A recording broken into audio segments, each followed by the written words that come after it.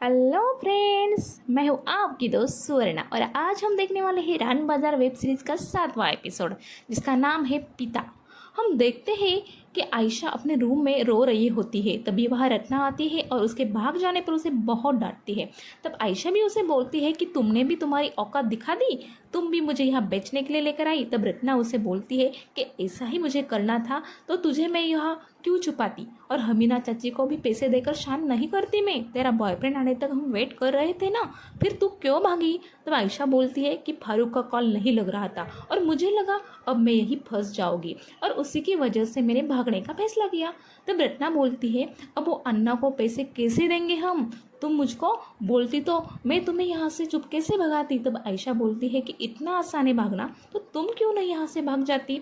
तब रत्ना उसे बताती है मेरा कोई भी नहीं है इस दुनिया में, मैं कहाँ जाऊँ। मैंने पहली बार तुम्हारे साथ तुम्हारे फ्लैट पर अपनी मर्जी से ज़िंदगी जी, तुमने सब कुछ सामान मुझे यूज़ करने दिया, ऐसा मेरे लिए किसी ने भी आज तक नहीं किया, इसलिए तुम मुझे बहुत अच्छी लगी और तुम कुछ केस में फंस गई हो ऐसा मुझे लगा, इसलिए छोटी बहन समझकर मैंने तुम्हारी हेल्प की।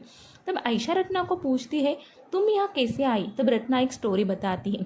वो बोलती है कि मैं एक गांव में मज़े से रह रही थी और मेरे पिता पत्थर तोड़ने का काम करते थे। एक दिन वो मुझे मुंबई लेकर आए, तब मैं 13 साल की थी। मैं बहुत खुश थी। वहाँ जाकर मेरे पिता ने मुझे एक अक्का को दिया और थोड़ी देर में आता हूँ बोल के चले गए और अक्का ने मुझे धंधे पर लगा दिया। एक दिन मेरे शरीर में बिल्कुल भी ताकत नहीं थी, फिर भी मुझे अंदर भेजा और मैंने आँख बंद करके कपड़े ऊपर किए। तब उस आदमी के हाथ एकदम पत्थर जैसे थे। वो मेरे पैरों को हाथ लगा रहा था, पर वो अचानक रुक गया और मैंने आँख खोली तो मेरे सामने मेरा बाप था। और इसी सीन पर रत्ना बहुत रोती है। अगले सीन में हम देखते हैं कि पलांडे ऑफिस जाकर उस आदमी का फ़ोन दिखाते हैं जो रत्नागिरी में पकड़ा था। वो बोलते हैं कि ये फ़ोन उसको उसके जीजा ने दिया था जो परेल में रहता है। वो जीजा बोलता है कि मैं मेरे सर के पास 20 साल से काम कर रहा हूँ, मैंने कोई चोरी नहीं की। मेरे साहब ने एक दिन बहुत दारू पी रखी थी, नशे में वो मोबाइल फेंकते हैं और खुद भी गिरते हैं, तो मैंने वो मोबाइल जेब में रख लिया और उनको भी उठाया और वो फ़ोन मैंने अपने साले को दिया। उसके सर का नाम पूछने पर वो बोलता है बिजनेसमैन जैन।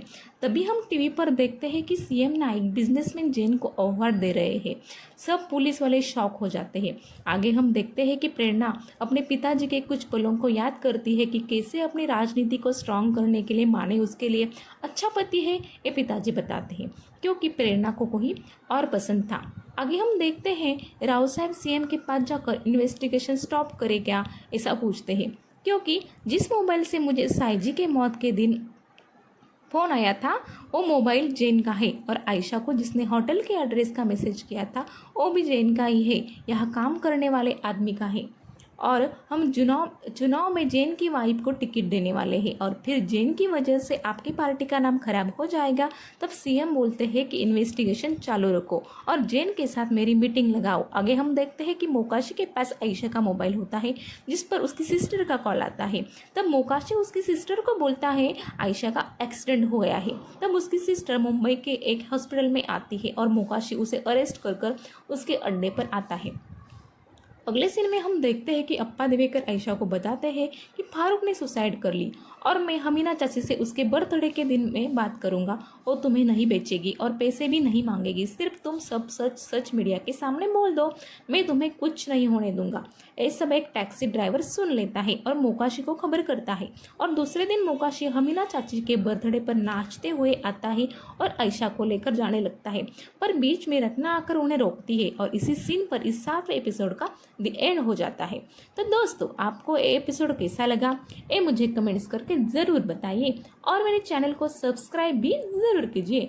जल्दी आऊँगी अगले रिव्यू के साथ, तब तक के लिए बाय बाय।